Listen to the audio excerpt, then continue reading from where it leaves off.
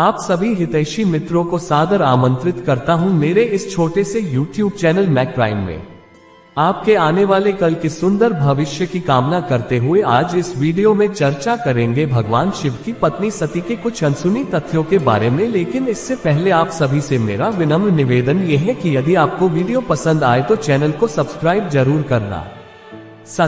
सती दक्ष प्रजापति की पुत्री और भगवान शिव की पत्नी थी। इनकी उत्पत्ति तथा अंत की कथा विभिन्न पुराणों में विभिन्न रूपों में उपलब्ध होती है।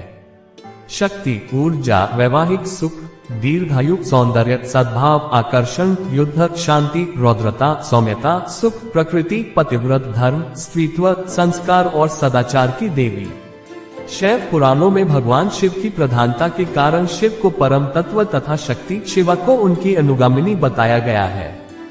इसी के समानांतर शाक्त पुराणों में शक्ति की प्रधानता होने के कारण शक्ति शिवा को आदिशक्ति, परम तत्व तथा भगवान शिव को उनका अनुगामी बताया गया है। श्रीमद्भागवत महापुराण में अपेक्षाकृत तटस्थ वर्णन है।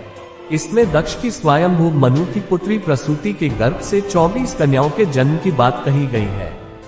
देवी पुराण महाभागवत में 14 कन्याओं का उल्लेख हुआ है तथा शिव पुराण में दक्ष की 84 कन्याओं का उल्लेख हुआ है, जिनमें से 27 का विवाह चंद्रमा से हुआ था। इन कन्याओं में एक सती भी थी। शिव पुराण के अनुसार ब्रह्मा जी को भगवान शिव के विवाह की चिंता हुई तो उन्होंने भगवान विष्णु की स्तुति की और विष्णु जी ने प्रसन्न होकर ब्रह्मा जी को बताया कि यदि भगवान शिव का विवाह करवाना है तो देवी शिवा की आराधना कीजिए। उन्होंने बताया कि दक्ष से कहिए कि वह भगवती शिवा की तपस्या करे और उन्हें प्रसन्न करके अपनी पुत्री होने का वरदान मांगे। यदि देवी शिवा प्रसन्न हो जाएगी तो सारे काम सफल हो जाएंगे। उनके कथनानुसार ब्रह्मा जी ने दक्ष से भगवती शिवा की तपस्या करने को कहा और प्रजापति दक्ष ने देवी शिवा की घोर तपस्या की।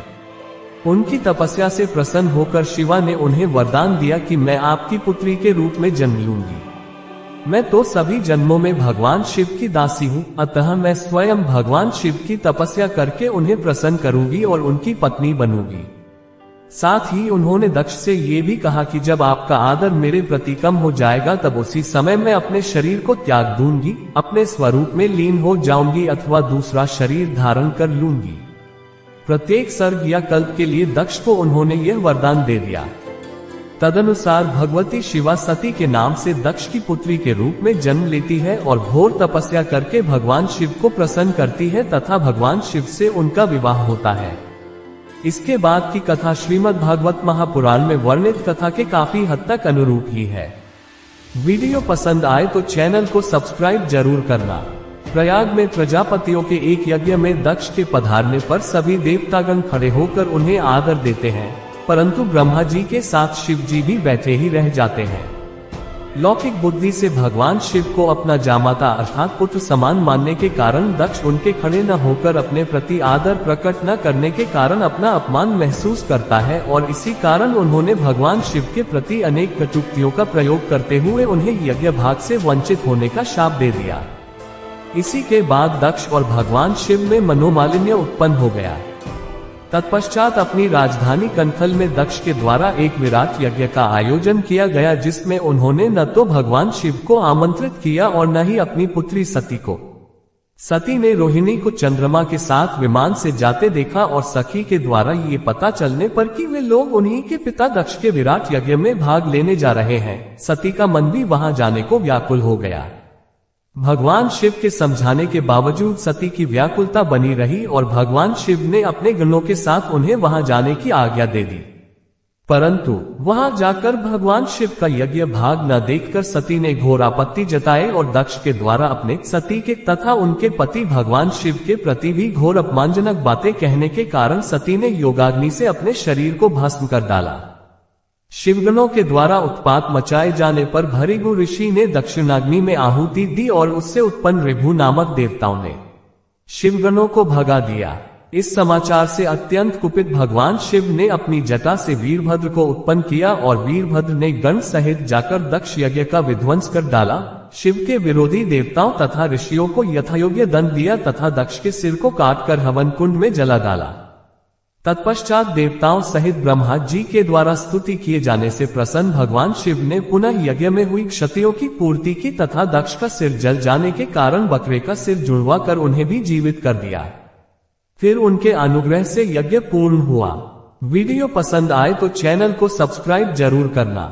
शाक्त मत में शक्ति की सर्वप्रधानता होने के कारण ब्रह्मा, विष्णु एवं शिव तीनों को शक्ति की कृपा से ही उत्पन्न माना गया है। देवी पुराण महाभागवत में वर्णन है कि पूर्ण प्रकृति जगदम्बिका ने ही ब्रह्मा, विष्णु और महेश तीनों को उत्पन्न कर उन्हें सृष्टि कार्यों में नियुक्त किया। उन्होंने ही ब्रह्मा को सृजनकर्ता, विष्णु को पालनकर्ता तथा अपनी इच्छानुसार शिव को संहारकर्ता होने का आदेश दिया। आदेश पालन के पूर्व इन तीनों ने उन परमाशक्ति पूर्ण प्रकृति को ही अपनी पत्नी के रूप में पाने के लिए तप आरंभ कर दिया। जगदम्बिका द्वारा परीक्षण में असफल होने के कारण ब्रह्मा एवं विष्णु को पूर्ण प्रकृति अंश रूप में पत्नी बनकर प्राप्त हुई तथा भगवान शिव की तपस्या से परम प्रसन्न होकर जगदम्बिका ने स्वयं जन्म लेकर उनकी पत्नी बनने का आश्वासन दिया। तदनुसार ब्रह्मा जी के द्वारा प्रेरित किए जाने पर दक्ष ने उसी पूर्ण प्रकृति जगदम्बिका की तपस्या की और उनके तप से प्रसन्न होकर जगदम्बिका ने उनकी पुत्री होकर जन्म लेने का वरदान दिया तथा ये भी बता दिया कि जब दक्ष का पुण्य क्षीण हो जाएगा तब वह शक्ति जगत को विमोहित करके अपने धाम को लौट जाएगी। वीडियो पसंद आए तो चैनल को सब्सक्राइब जरूर करना। उक्त वरदान के अनुरूप पूर्ण प्रकृति ने सती के नाम से दक्ष की पुत्री रूप में जन्म ग्रहण किया और उसके विवाह योग्य होने पर दक्ष ने उसके विवाह का विचार किया। दक्ष अपनी लौकिक बुद्धि से भगवान शिव के प्रभाव को न समझने के कारण उनके वेश को अमर्यादित मानते थे और उन्हें किसी प्रकार सती के योग्य वर नहीं मानते थे। अतः उन्होंने विचार कर भगवान शिव से शून्य स्वयंवर सभा का आयोजन किया और सती से आग्रह किया कि वे अपनी पसंद के अनुसार वर चुन ले। भगवान शिव को उपस्थित न देखकर सती ने शिवाय नमः कहकर वरमाला पृथ्वी पर डाल दी तथा महेश्वर शिव स्वयं उपस्थित होकर उस वरमाला को ग्रहण कर सती को अपनी पत्नी बनाकर कैलाश लौट गए। दक्ष बहुत दुखी हुए। अपनी इच्छा के विरुद्ध सती के द्वारा शिव को पति चुन लिए जाने से दक्ष का मन उन दोनों के प्रति क्षोभ से भर गया। इसीलिए बाद में अपनी राजधानी में आयोजित विराट यज्ञ में दक्ष ने शिव एवं सती को आमंत्रित नहीं किया। फिर भी सती ने अपने पिता के यज्ञ में जाने का हठ किया और शिव जी के द्वारा बार बार रोकने पर अत्यंत कुपित होकर उन्हें अपना भयानक रूप दिखाया। इससे भयाक्रांत होकर शिव जी के भागने का वर्णन हुआ है और उन्हें रोकने के लिए जगदम्बिका ने 10 रूप 10 महाविद्या का रूप धारण किया। फिर शिव जी के पूछने पर उन्होंने अपने 10 रूपों का परिचय दिया। फिर शिव जी द्वारा क्षमा याचना करने के पश्चात पूर्ण प्रकृति मुस्कुराकर अपने पिता दक्ष के यज्ञ में जाने को उत्सुक हुई। तब शिव जी ने अपने गणों को कहकर बहुसंख्यक सिंहों से जुते रथ मंगवाकर उस पर आसीन करवाकर भगवती को ससम्मान दक्ष के घर भेजा। वीडियो पसंद आए तो चैनल को सब्सक्राइब जरूर करना। शेष कथा कतिपय अंतरों के साथ पूर्व वर्णित कथा के प्रायः अनुरूप ही है, परंतु इस कथा में कुपित सती छायास्ती को लीला का आदेश देकर अंतर्धान हो जाती है और उस छायास्ती के भस्म हो जाने पर बात खत्म नहीं होती, बल्कि शिव के प्रसन्न होकर यज्ञ पूर्णता का संकेत दे देने के बाद छायास्ती की लाश सुरक्षित तथा देदीप्यमान रूप में दक्ष की यज्ञशाला में ही पुनः मिल जाती है और फिर देवी शक्ति द्वारा पूर्व में ही भविष्यवाणी रूप में बता दिए जाने के बावजूद लौकिक पुरुष की तरह शिवजी विलाप करते हैं तथा सती की लाश सिर पर धारण कर विक्षिप्त की तरह भटकते हैं। इससे त्रस्त देवताओं को त्राण दिलाने तथा परिस्थिति को संभालने हेतु भगवान विष्णु सुदर्शन चक्र से सती की लाश को क्रमशः खंड खंड कर काटते जाते हैं।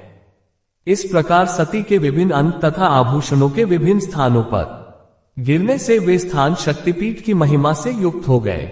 इस प्रकार 51 शक्तिपीठों का निर्माण हो गया। फिर सती की लाश न रह जाने पर भगवान शिव ने जब व्याकुलता पूर्वक देवताओं से प्रश्न किया तो देवताओं ने उन्हें सारी बात बताई।